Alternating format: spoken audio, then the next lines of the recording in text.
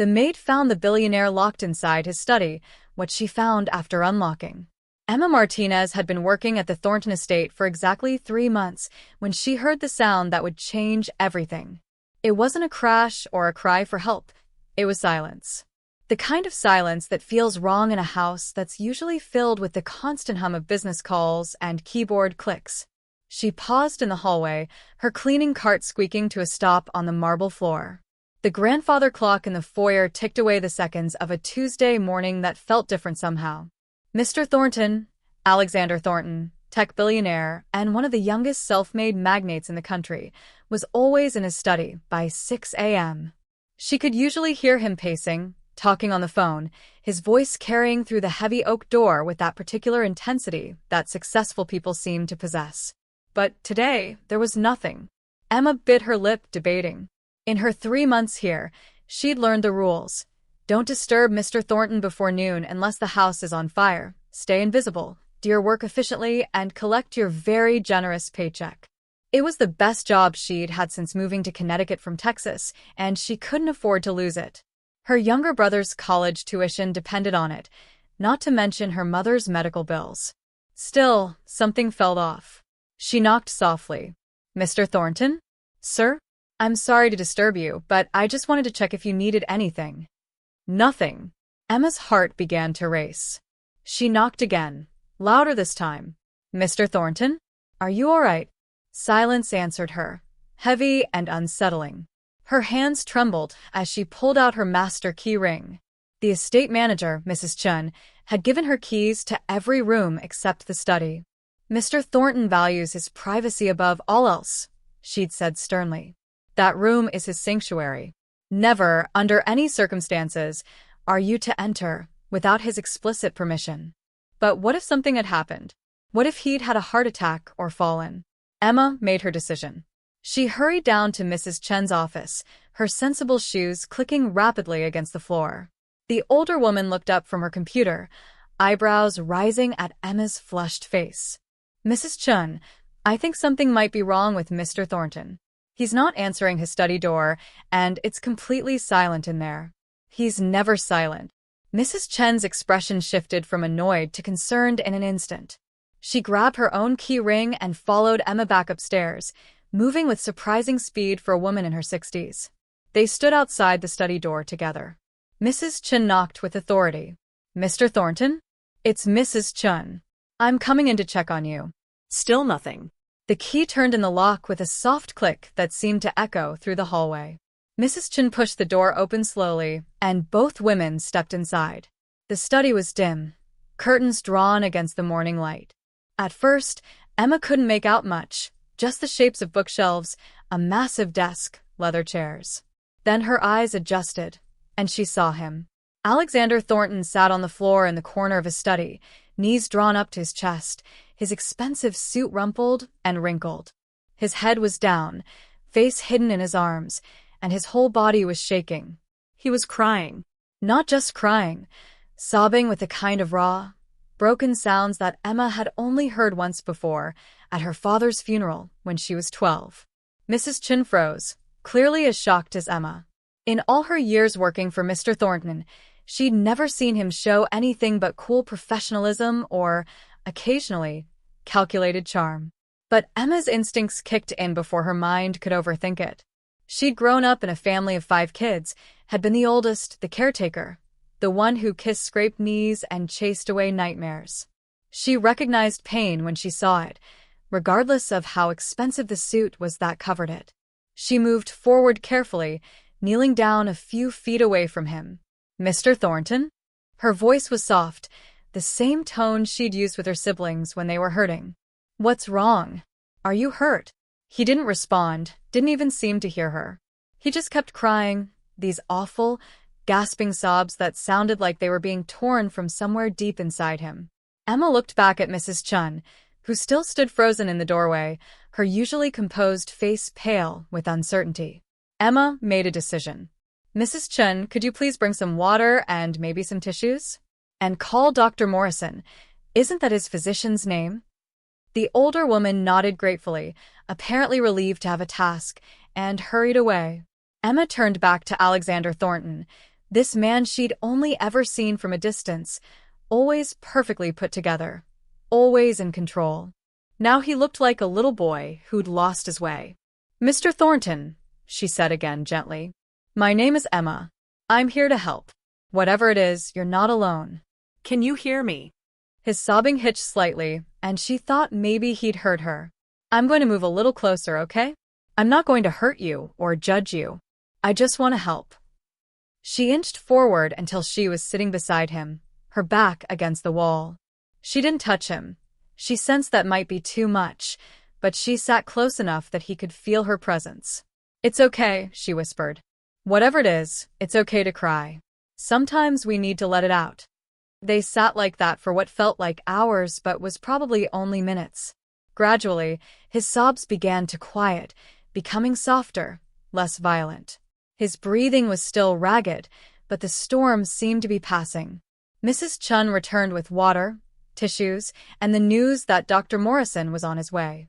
She set everything down on the nearby desk and retreated to the doorway, clearly uncomfortable with this unprecedented situation. Emma reached for the tissues and held them out. Here. "When you're ready." A long moment passed. Then, slowly, Alexander Thornton lifted his head. His eyes were red and swollen, his face blotchy and wet with tears. He looked at the tissues in her hand as if he wasn't quite sure what they were. Then, with a shaking hand, he took them. "Thank you," he whispered, his voice hoarse and broken. Emma offered a small, gentle smile. "You're welcome." Dr. Morrison arrived within the hour, his silver hair disheveled as if he'd rushed over without bothering to comb it. Emma had helped Alexander into one of the leather chairs in his study, and he sat there now, staring at nothing, the water she'd given him untouched in his hand. The doctor examined him quietly, checking his vitals, asking soft questions. Alexander responded in monosyllables, his voice flat and empty. When Dr. Morrison finished, he pulled Mrs. Chin aside, and Emma could hear their hushed conversation. Exhaustion, extreme stress, possibly a breakdown of some kind. "Has he been eating? Sleeping?" Mrs. Chin shook her head slowly. "I don't know. He's been locked in here for days. I thought he was just working on something important." Dr. Morrison glanced back at Alexander with concern. "He needs rest, proper food, and honestly, he probably needs to talk to someone. A therapist. This level of distress doesn't come from nowhere." Emma continued to sit quietly in the corner, not wanting to intrude but somehow feeling like she shouldn't leave. Alexander's eyes occasionally drifted to her, as if checking to make sure she was still there. After Dr. Morrison left with promises to return the next day, Mrs. Chin approached Emma. "Thank you for your help today, Emma. You can return to your duties now. I'll stay with Mr. Thornton." But before Emma could stand, Alexander spoke. No. His voice was rough but firm. Please. "I'd like Emma to stay." Mrs. Chen's eyebrows shot up in surprise, but she nodded. "Of course, sir. I'll be right outside if you need anything." Once they were alone, silence filled the study again. Emma didn't push, didn't ask questions. She'd learned from her years of caring for her siblings that sometimes people needed space to find their words. Finally, Alexander spoke. "Today is the anniversary." He paused, his throat working. 5 years ago today, my sister died. And it was my fault." Emma's heart clenched, but she kept her expression neutral, open. "Would you like to tell me about her?" Alexander looked at her then, really looked at her, as if seeing her for the first time. Whatever he saw in her face must have satisfied him because he started talking. "Her name was Sophie. She was 4 years younger than me, brilliant and funny, and so full of life. She wanted to be a teacher. Can you believe that? We grew up poor, really poor. Our mom worked 3 jobs just to keep us fed. Sophie and we made a pact when we were kids. I'd make it big in business, and she'd change the world by teaching kids like us that they could be anything." His voice cracked, but he continued. "I started my first company when I was 23. It took off faster than I ever imagined. By the time I was 27, I was worth millions. Sophie had just graduated from college, was about to start her teaching career. She was so proud of me."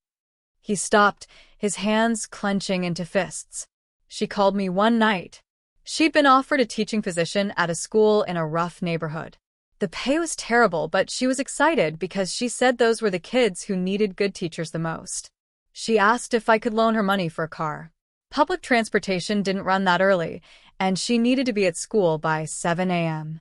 Emma felt a cold dread settling in her stomach, but she remained silent, letting him continue at his own pace. I said no. The words came out broken. I was in the middle of a huge deal. I was stressed and tired, and I snapped at her. I told her she was being naive, that she should take a job at a better school, somewhere safe. I said if she insisted on being stubborn and idealistic, she could figure out her own transportation. I was cruel about it. I told her I didn't build my success by making emotional decisions, and she needed to learn to be practical. Tears were streaming down his face again, but he didn't seem to notice. She took the job anyway. She took the bus. One morning, she was waiting at the bus stop before sunrise. A drunk driver jumped the curb. She died instantly. Oh, Alexander, Emma breathed, her own eyes filling with tears. If I'd just bought her the car, he continued, his voice anguished. If I'd just been a better brother, if I hadn't been so caught up in my own success and my own ego, she'd still be alive. She'd be teaching those kids. She'd be changing the world like she dreamed. You can't know that, Emma said softly, moving to kneel in front of his chair so she could look up at him. You can't know what would have happened. Maybe if she'd had a car, she would have been in a different accident. Maybe 1,000 other things. You can't carry the weight of every possible what-if. But I was so cruel to her, he whispered. The last real conversation we had, I made her feel small. And then she was gone, and I never got to tell her I was sorry. I never got to tell her how much I loved her, how proud I was of her. Emma reached out slowly, giving him time to pull away if he wanted to. When he didn't, she placed her hand gently on his arm. She knew you loved her. Siblings know. Even when we fight, even when we're stupid and say things we don't mean, we know. How can you be sure? His eyes searched hers desperately, looking for absolution she wasn't sure she could give. Because I have 4 younger siblings, Emma said. And I've said stupid things to all of them at one point or another. My brother Marco and I got into a huge fight before I moved here. He wanted to quit college, and I told him he was throwing his life away. I said some harsh things because I was scared for him. But, you know what? When I called him last week to apologize, he said he never doubted that I loved him. Not for a second. That's what siblings do. We see through the anger and the fear to the love underneath. Alexander closed his eyes, fresh tears sliding down his cheeks. After she died, I threw myself into work. I built this empire. I made billions. And every single day, I wondered what the point of any of it was. Sophie wanted to help people, to make a real difference. All I do is make money. Is that really all you do? Emma asked gently. He opened his eyes, looking confused. What do you mean? Mrs. Chen told me you created a scholarship fund. The Sophie Thornton Education Initiative. Full-ride scholarships for students from low-income families who want to become teachers. Alexander looked startled. How did you know about that? I keep it anonymous. Mrs. Chen helped set it up. She told me about it when I asked why you worked so hard. She said you'd put over 300 students through college in the last 5 years. It's not enough, he said, his voice breaking again. It'll never be enough to make up for what I did. It's not about making up for anything, Emma said firmly. You can't change the past, Alexander. None of us can. But you've honored your sister's memory. You've helped hundreds of people achieve her dream of becoming teachers. Those teachers are out there right now, changing kids' lives. That's Sophie's legacy, living on through you. He looked at her for a long moment, and she could see him wrestling with her words, wanting to believe them, but not quite able to. Why do you care? He asked finally. You're my maid. You barely know me. Why do you care so much? Emma smiled sadly. Because I know what it's like to carry guilt. My father had a heart attack when I was 19. The night before, we'd argued because I wanted to move to the city for college, and he wanted me to stay home and go to community college. He said I was abandoning the family. The last thing I said to him was that I had my own life to live. The next morning, he was gone. Alexander's eyes widened. Emma, I'm sorry. It took me years to forgive myself, she continued. Years to understand that life is random and cruel sometimes, and that love and guilt can feel like the same thing when you're grieving. But they're not. Love is what makes us want to do better, be better. Guilt just keeps us trapped in the past. They sat in silence for a while, the morning sun finally breaking through the curtains, casting golden light across the study. I don't know how to move forward, Alexander admitted quietly. I've been stuck in this cycle for 5 years. Work myself to exhaustion so I don't have to feel. Then days like today come, and I break apart. Maybe, Emma said carefully, you move forward by being honest about how you feel. By letting people in. By accepting that you're human and humans make mistakes, and that's okay. He looked at her with something like wonder. You're very wise for 26. She laughed softly. I'm very tired for 26. Wisdom and exhaustion look similar from certain angles. For the first time since she'd found him, the corner of Alexander's mouth quirked up in what might have been the beginning of a smile. Dr. Morrison mandated a week of complete rest. No work, no phone calls, no emails.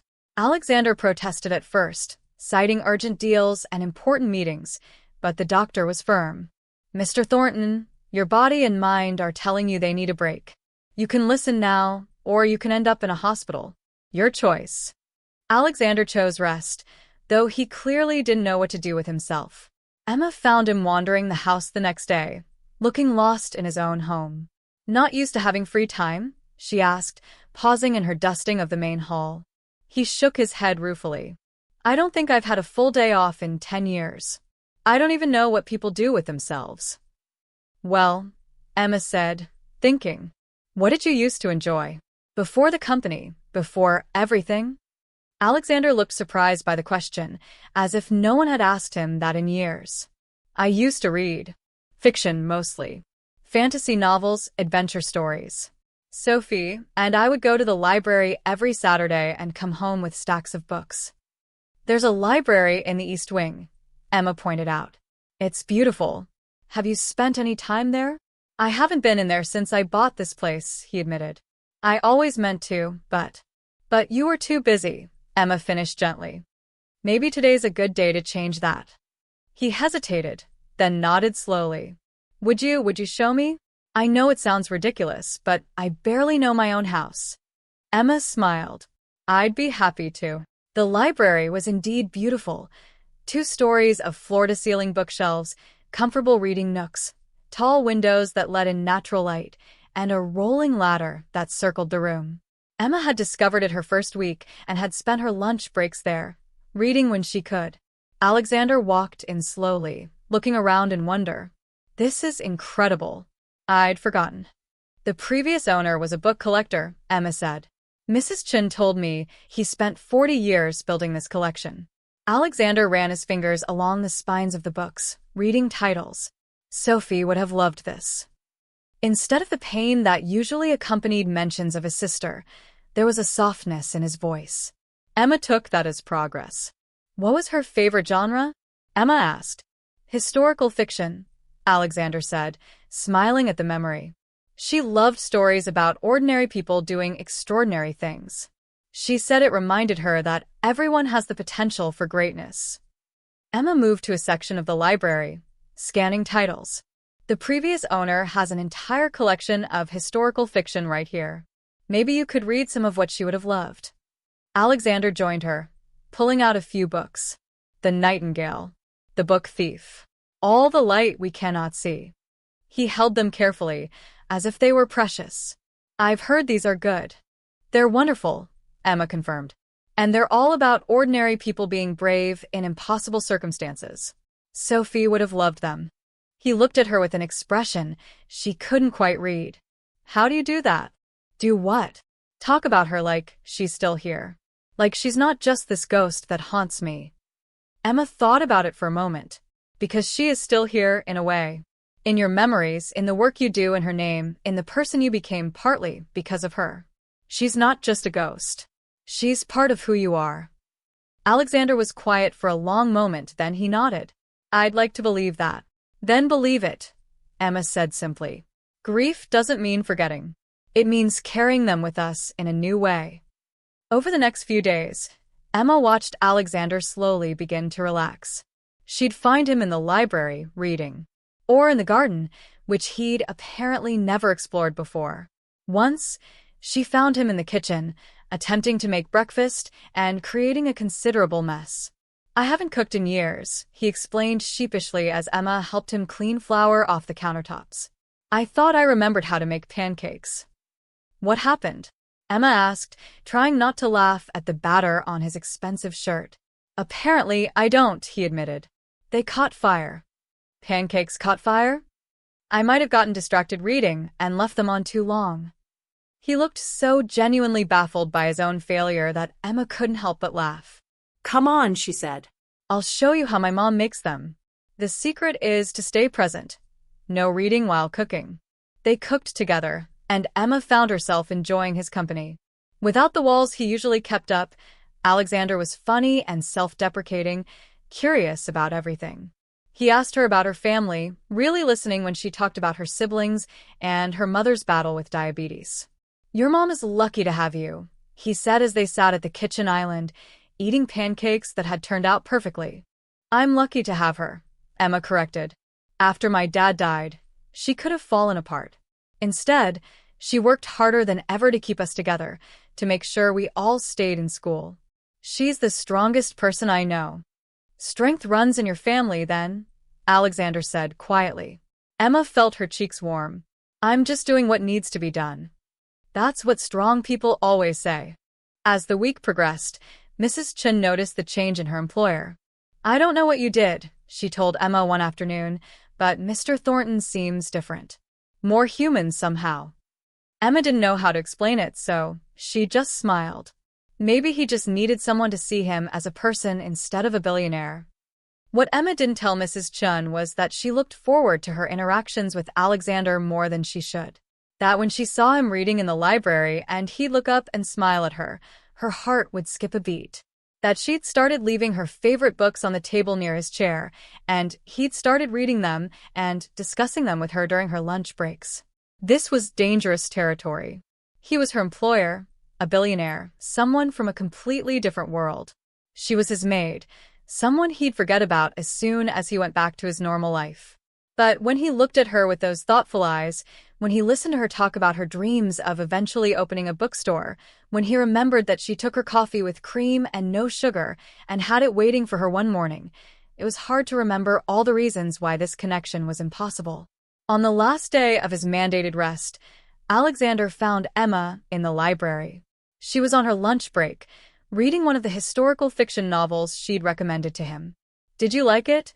He asked, settling into the chair across from her. The book Thief? I've read it 3 times now. It destroys me every time. She wiped at her eyes, a little embarrassed to be caught crying. Sophie always cried at books too, Alexander said softly. She said if a book didn't make her feel something, it wasn't worth reading. Emma smiled. She sounds wonderful. She was. He paused, then continued. I've been thinking about what you said. About her legacy, living on through the scholarship fund. I want to do more. More. I want to create programs that support teachers, not just students. Better pay, resources, mental health support. I want to build schools in underserved communities. I want to make education accessible and valued. His eyes were bright with passion Emma hadn't seen before. Sophie believed education could change the world. I want to prove she was right. Emma felt tears prick her eyes again, but these were happy tears. Alexander, that's beautiful. She would be so proud of you. I hope so, he said quietly. Then, after a pause, I couldn't have gotten here without you, Emma. You showed up at my worst moment, and instead of running away, you stayed. You helped me see that there's more to life than just surviving. You would have figured it out eventually, Emma said, though her heart was pounding. Maybe. But I'm glad I didn't have to do it alone. He reached across the space between their chairs and took her hand gently. Thank you.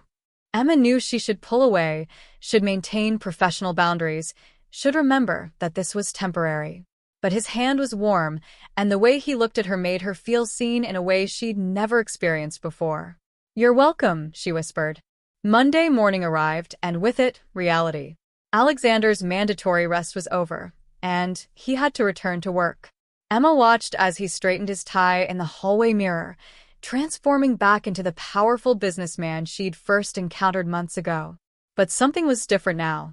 He caught her eye in the mirror and smiled, a real smile that reached his eyes. "Wish me luck," he said. "I'm going to need it. Apparently, my CFO has been having what he calls minor cardiac events every day I've been unavailable." "You'll be fine," Emma assured him. "Just remember to take breaks." "Yes, ma'am," he said with mock seriousness, and Emma laughed. Mrs. Chen appeared, tablet in hand. "Your car is ready, Mr. Thornton. You have a 9 a.m. with the board, followed by calls with Tokyo and London. I've rescheduled the meetings you missed last week." As he headed for the door, he paused and turned back. "Emma, same time for our book discussion tomorrow? I'm almost finished with All the Light We Cannot See." Mrs. Chen's eyebrows shot up, and Emma felt several of the other staff members staring, but she nodded. "I'll be there." After he left, Mrs. Chen pulled Emma aside. "Book discussions?" Emma felt defensive. "He asked about the library last week. I showed him where it was. We happened to talk about books a few times." Mrs. Chen's expression was unreadable. "Emma, I need to ask you something, and I need you to be honest with me. Has Mr. Thornton been inappropriate with you in any way?" "What? No." "Of course not." Emma was genuinely shocked. "He's been nothing but respectful. We just talked, that's all." Mrs. Chen studied her face for a long moment, then nodded. "I believe you. But Emma, I've worked for Mr. Thornton for 8 years. In that time, I've never seen him have a personal conversation with any member of the staff. He's polite but distant. This past week, watching him with you, it's different. And I need to know that you're being careful." "Careful?" Emma's stomach twisted. "Mr. Thornton lives in a different world than you and me. He's a good man, don't mistake me, but he's used to getting what he wants. And what he wants can change quickly." Mrs. Chen's expression softened. "I don't want to see you get hurt." Emma appreciated the concern, but she also felt a flash of frustration. "I understand your worry, Mrs. Chen, but I'm not some naive girl with a crush on her boss. We're friends. That's all." Even as she said it, she knew it wasn't quite true. But what else could they be? The truth was, Emma had been thinking about Alexander constantly. About his laugh when he'd burned the pancakes. About how he'd listened so intently when she talked about her dreams. About the way he'd held her hand in the library, like she was something precious. But Mrs. Chen was right. They lived in different worlds. He was a billionaire who owned a mansion. She was a maid who sent most of her paycheck home to her family. This wasn't a fairy tale. That afternoon, as Emma was cleaning the guest rooms, her phone rang. It was her brother Marco. His voice was excited. "You're never going to believe this. I got an email from something called the Sophie Thornton Education Initiative. I've been awarded a full scholarship, tuition, books, living expenses, everything." Emma's hand flew to her mouth. "Marco, that's incredible." "I know. I had to read it 3 times to believe it. They said my essay about wanting to teach in underserved communities like the one we grew up in really stood out. Emma, this changes everything. I can actually finish my degree." After they hung up, Emma sat on the edge of the guest bed, emotions swirling through her. Alexander had done this. Not directly. He didn't know Marco was her brother, but his sister's foundation had just changed her family's life. She found him that evening in his study, working late as usual. She knocked softly, and he looked up, his face brightening when he saw her. "Emma, hi." "Come in." "I was just about to call it a night. I wanted to thank you," she said, stepping into the room that no longer felt intimidating. "Thank me? For what?" "My brother just found out he received a scholarship from the Sophie Thornton Education Initiative. He wants to be a teacher. This scholarship, it means he can finish school. It means everything to my family." Alexander stood up slowly, coming around his desk. "Your brother? Emma, that's wonderful. But you don't need to thank me. The foundation has an independent selection committee. I don't choose the recipients. But you created it. You fund it. You made it possible. Emma felt tears threatening again. Do you know what this means? My mom has been working double shifts at the hospital to help with Marco's tuition. Now she can finally reduce her hours, take care of her health. My brother can pursue his dream without drowning in debt. Her voice broke. This is life-changing. Alexander stepped closer, his expression tender. I'm glad. Truly. This is what Sophie would have wanted, helping people like your brother become the teachers who change the world. They stood there in the soft lamplight of the study, just looking at each other. Emma knew she should leave, should maintain that professional distance Mrs. Chun had warned her about. But she couldn't seem to move. Emma, Alexander said softly, these past few days with you, they've been the first time in 5 years that I've felt like myself again. The first time I've been able to think about Sophie without drowning in guilt. The first time I've looked forward to tomorrow. Alexander. Emma started, but she didn't know how to finish. I know this is complicated, he continued. I know there are 100 reasons why this is inappropriate. You work for me. We come from different worlds. But I can't stop thinking about you. The way you see through all the money and the success to the person underneath. The way you made me believe I could be more than my worst mistake. Emma's heart was racing. I think about you too. More than I should. But Mrs. Chun is right. This is complicated. I can't afford to lose this job. My family depends on it. And what happens when you go back to your normal life and realize that this, whatever this is, was just a moment out of time? What if it's not? Alexander asked, taking her hands in his. What if it's the beginning of something real? Before Emma could respond, Mrs. Chen's voice came from the hallway. Mr. Thornton, your mother is on the phone. She says it's urgent. Alexander stepped back quickly, and Emma felt the spell break. Thank you, Mrs. Chun. I'll take it in here. He looked at Emma, apologetically. I should. Of course, Emma said quickly. I should get back to work anyway. As she left the study, she heard him answer the phone. Hi, Mom. Yes, I'm fine. Better than I've been in a long time, actually. Emma hurried down the hallway, her emotions in chaos. She wanted to believe in the possibility of something real with Alexander. But she'd seen enough of life to know that fairy tales rarely came true for girls like her. That night, she lay in bed in her small room in the staff quarters, staring at the ceiling. Her phone buzzed with a text from her mother. Marco told me about the scholarship. Emma, this is a miracle. I'm so proud of him. How's everything with you? Emma typed back. Everything is complicated, but good. I love you, Mom. Her mother responded with a heart emoji, and Emma found herself crying again, but whether from happiness or fear or confusion, she couldn't quite tell. The next morning, Emma found a note slipped under her door. Alexander's handwriting was surprisingly neat. I don't have all the answers, and I know this is scary. But I meant what I said. These feelings are real, at least for me. I understand if you need time to think. But please don't disappear. Whatever else we are or aren't, I hope we can still be friends. Also, I finished All the Light We Cannot See. It destroyed me. Sophie would have loved it. See you at lunch?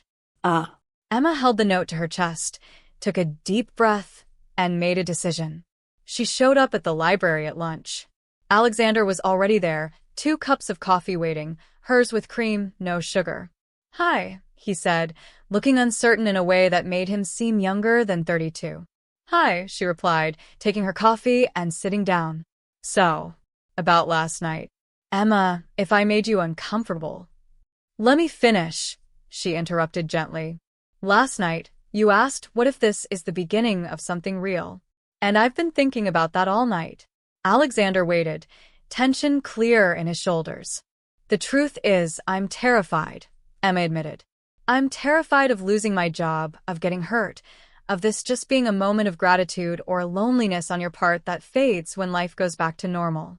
But I'm also terrified of walking away and spending the rest of my life wondering, what if? So, what do we do? Alexander asked. I think we take it slow. Really slow. I need to keep working here, my family needs the income. And we need to figure out if this is real, or if it's just, I don't know, trauma bonding or something.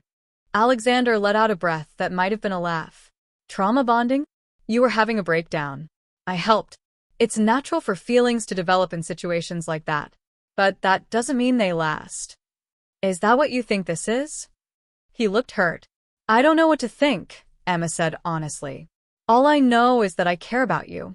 A lot. But I need to protect myself too. Alexander nodded slowly. That's fair. So we take it slow. We keep getting to know each other. No pressure, no expectations. And if at any point you want to stop, we stop. No questions asked. And what about work? Emma asked. How do we handle that? You keep doing your job exactly as you have been. I promise, no matter what happens between us personally, your position here is secure. And if you ever feel pressured or uncomfortable, you tell Mrs. Chun and she'll handle it. It wasn't a perfect solution. There were still so many complications, so many ways this could go wrong. But looking at Alexander now, seeing the hope and vulnerability in his eyes, Emma decided that some risks were worth taking. Okay, she said. Slow and steady. Let's see where this goes. Alexander's smile was like sunrise. Thank you for giving us a chance. They spent the rest of lunch discussing all the light we cannot see, and for that hour, Emma let herself believe that maybe, just maybe, different worlds could collide and create something beautiful. Over the next 3 months, Emma and Alexander built something fragile and precious. They took it slow, as promised. Lunch meetings in the library became a daily ritual. Alexander started leaving work at reasonable hours to have dinner with Emma in the kitchen after the other staff had gone home. They cooked together, talked about books and dreams and fears. Emma learned that Alexander loved terrible dad jokes, that he sang off-key in the shower, that he had nightmares about Sophie sometimes and woke up crying. She learned that he'd grown up in a 2-bedroom apartment with a single mother who'd immigrated from Mexico with nothing but determination and hope, just like her own family story. Alexander learned that Emma wrote poetry in her spare time, that she was terrified of thunderstorms, that she dreamed of opening a bookstore cafe one day where kids from any background could come and discover the magic of reading. He learned that she sent most of her money home but kept a small notebook where she saved articles about bookstores, planning for a future she wasn't sure she'd ever see. They were careful around the rest of the staff, maintaining professional boundaries in public. But Mrs. Chin noticed, of course. She pulled Emma aside one day, her expression concerned. Are you being smart about this? She asked. I'm trying to be, Emma said honestly. He cares about you. I can see that. But Emma, I've watched Mr. Thornton for 8 years. He's dedicated, brilliant, driven. But his work always comes first. Always. Can you live with that? Emma didn't have an answer. The truth was, she was falling in love with him. Despite all her careful walls and slow approaches, she was falling hard. And it terrified her. One evening, about 4 months after that first day in the study, Alexander asked her to join him in the garden. The sun was setting, painting the sky in shades of orange and pink. I have something to tell you, he said, taking her hands. And I need you to hear me out before you respond. Emma's heart started pounding. This was it. He was going to end things. She'd always known it was coming, but... I'm in love with you, Alexander said. Emma's thoughts stuttered to a halt. What? I'm in love with you, he repeated, his eyes intense. I know we said we'd take it slow, and we have. But Emma, these past few months have been the happiest of my life. When I'm with you, I'm not Alexander Thornton, tech billionaire. I'm just me. The me I lost somewhere along the way and didn't know how to find again. Alexander. Wait, let me finish. I know there are obstacles. I know people will talk. I know there's a power imbalance that we have to be mindful of. But I also know that I want to build a life with you. Not someday, not eventually. Now. Emma's eyes filled with tears. I love you too. God, I love you so much it scares me. But Alexander, how does this work? I'm your maid. People will say I'm a gold digger, that you're taking advantage, that. Then you won't be my maid anymore. Emma froze. What? I've been thinking about this a lot, Alexander said. I want you to quit. Not because of us, but because you have dreams that have nothing to do with cleaning my house. I want to invest in your bookstore. No, Emma said immediately, pulling her hands away. Absolutely not. Alexander looked stunned. But you said. I said I dreamed of opening a bookstore someday when I'd saved enough money and paid off my family's debts and could do it on my own terms. I didn't say I wanted someone to hand it to me. That's not what I meant. Isn't it, though? Emma felt tears of frustration now. Don't you see? If you pay for my bookstore, if you set me up, then it's not mine. It's yours. I become someone you took care of, someone you rescued.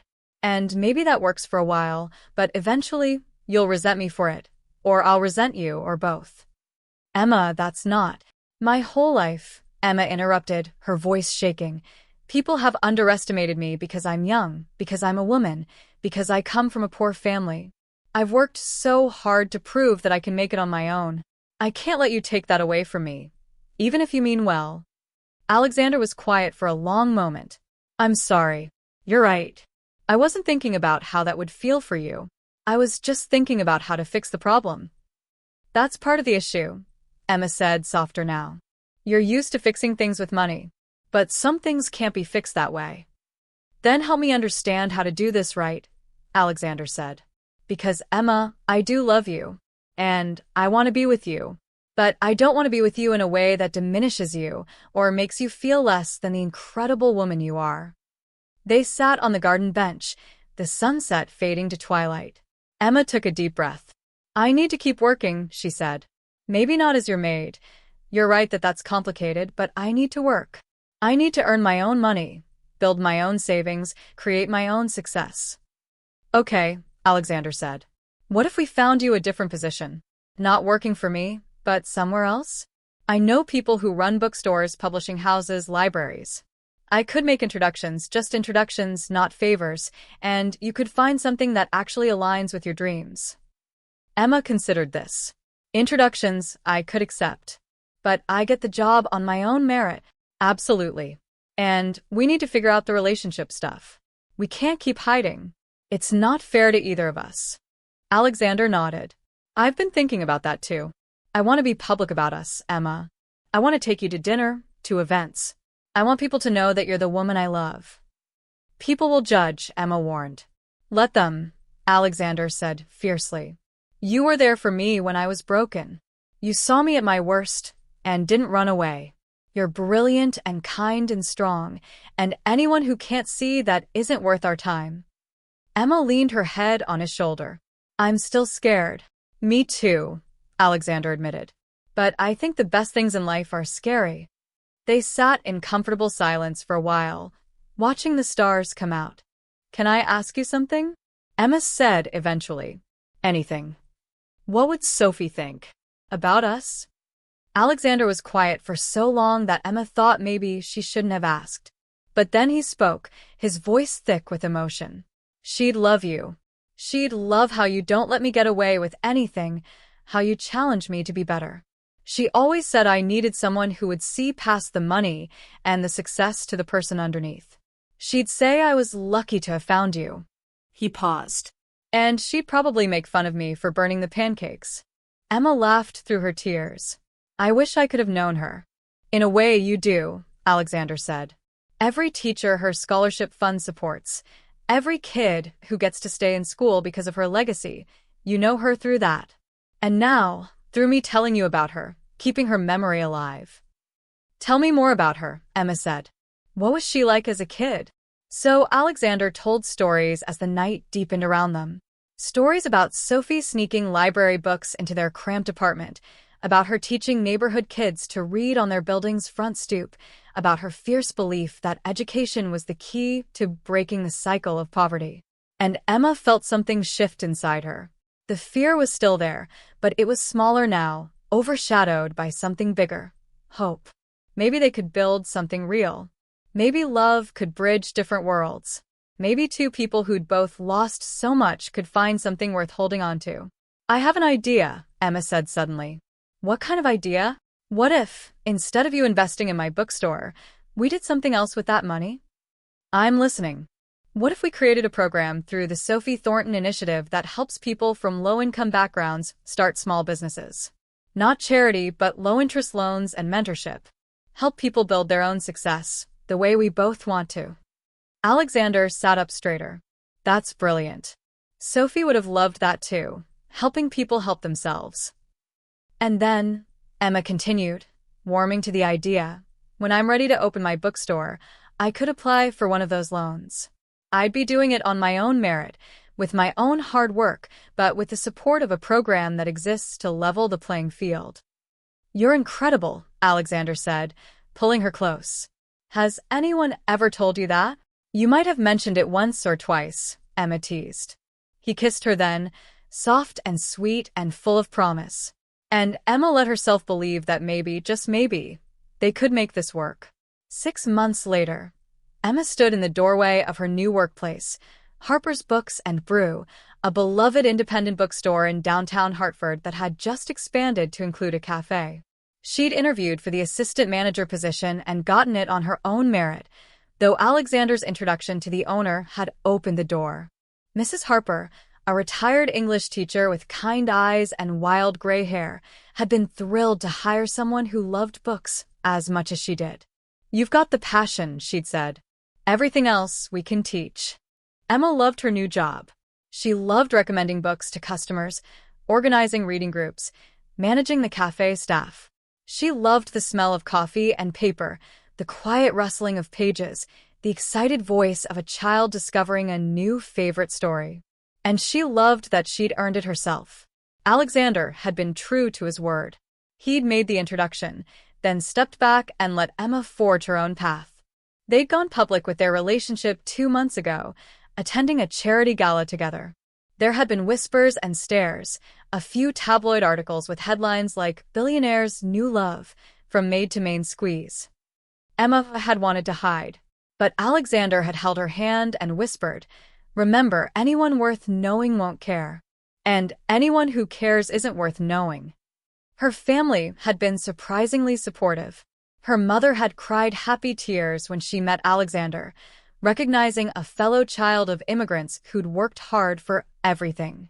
Marco had interrogated him about his intentions, and Alexander had patiently answered every question.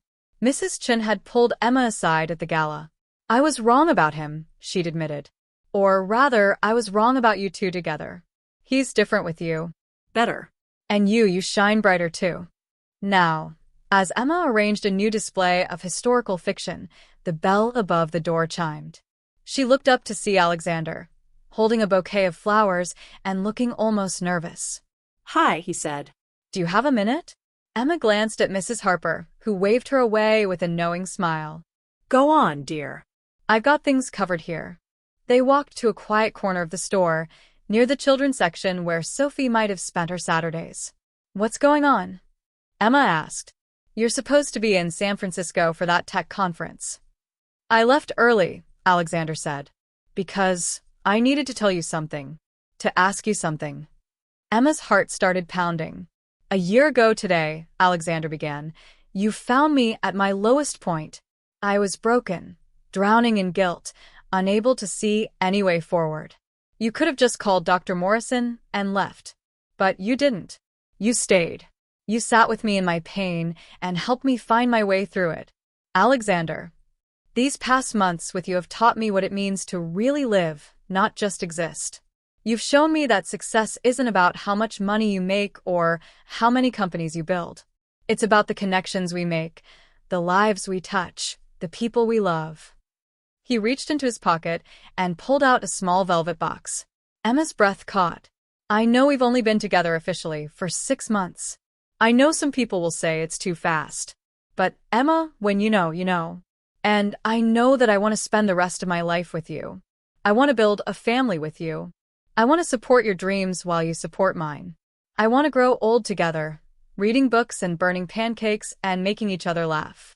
He opened the box, revealing a simple but beautiful ring, a single sapphire surrounded by tiny diamonds. "Emma Martinez, will you marry me?" Emma's eyes filled with tears, happy tears this time.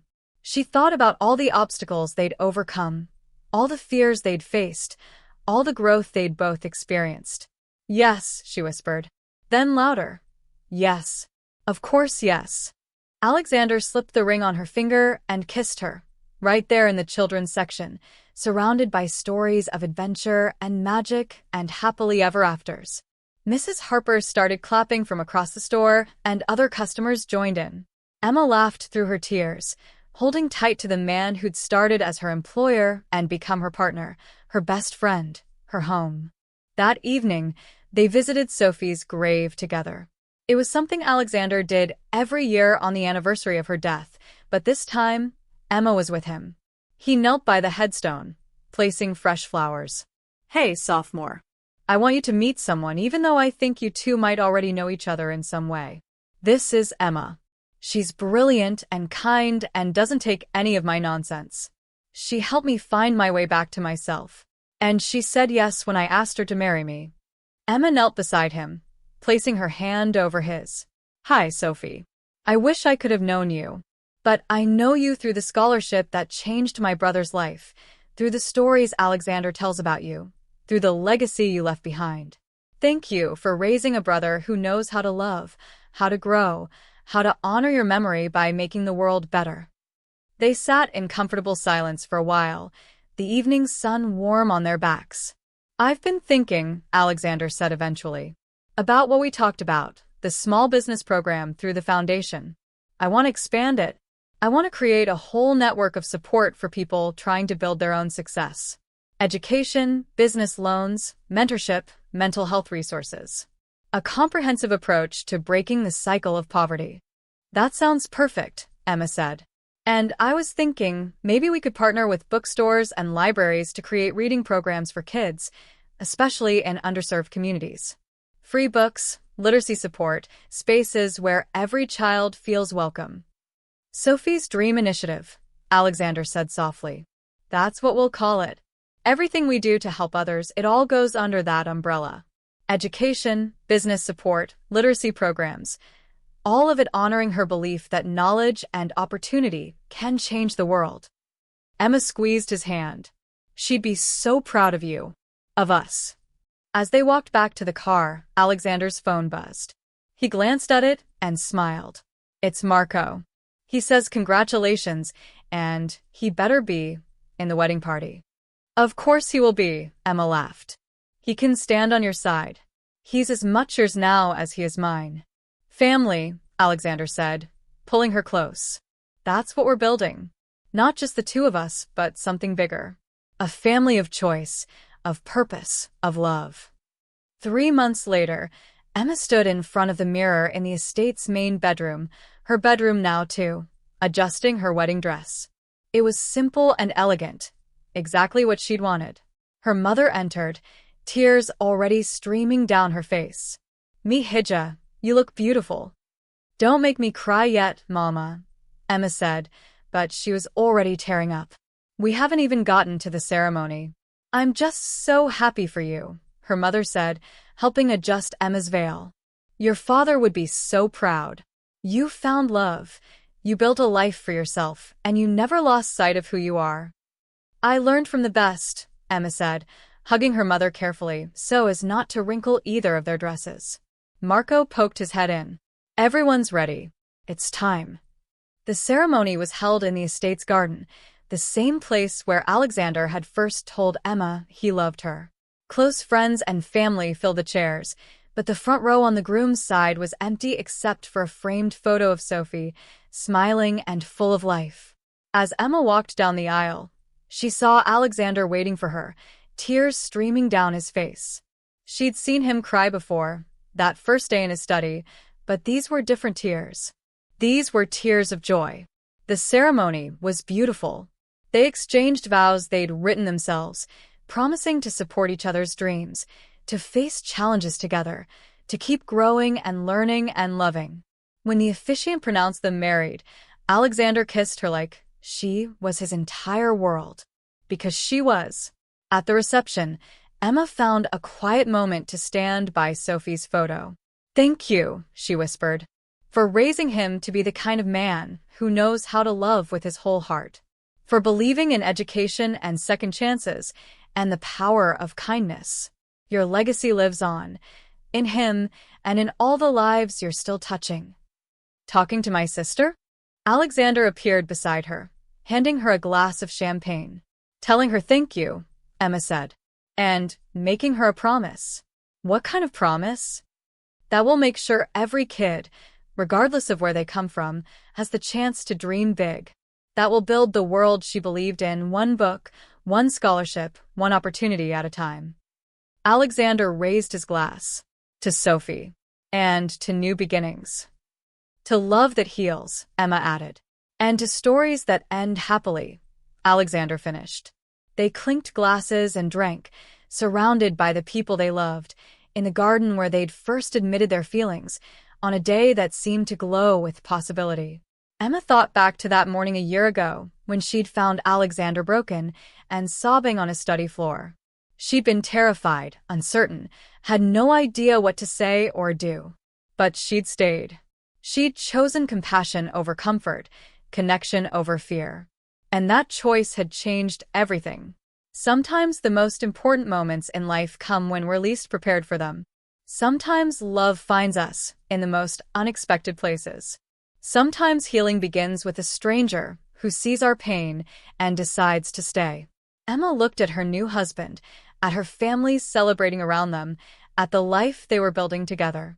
A life based on mutual respect, shared dreams, and the belief that everyone deserves a chance to write their own happy ending. What are you thinking about? Alexander asked, pulling her into a slow dance as their song began to play. I'm thinking, Emma said, resting her head on his shoulder, that sometimes the best stories start with someone who needs help and someone brave enough to offer it. Someone who stays when it would be easier to walk away. Best decision I never made, Alexander teased. You're the one who decided to stay. And you're the one who decided to let me, Emma countered. The old you would have locked that study door and never opened it again. Good thing I found someone who doesn't take no for an answer. They swayed together under the stars, and Emma felt a profound sense of peace. The road ahead wouldn't always be easy. They'd have challenges, disagreements, obstacles to overcome. But they'd face them together, two people who'd found each other in the darkness and chosen to build something bright. In the end, that's what love is. Not a fairy tale, not a rescue, but a choice. The choice to stay, to grow, to forgive, to hope. The choice to see someone at their worst and love them anyway. The choice to build something real, something lasting, something worth fighting for. As the night wore on and the celebration continued, Emma caught sight of Sophie's photo one more time. In her mind, she could almost see Sophie smiling, giving them her blessing, proud of the man her brother had become and the love he'd found. And Emma smiled back, silently promising that they'd make her proud every single day for the rest of their lives. Because some stories don't end when the door unlocks. Some stories are just beginning. And this story, their story, was going to be beautiful,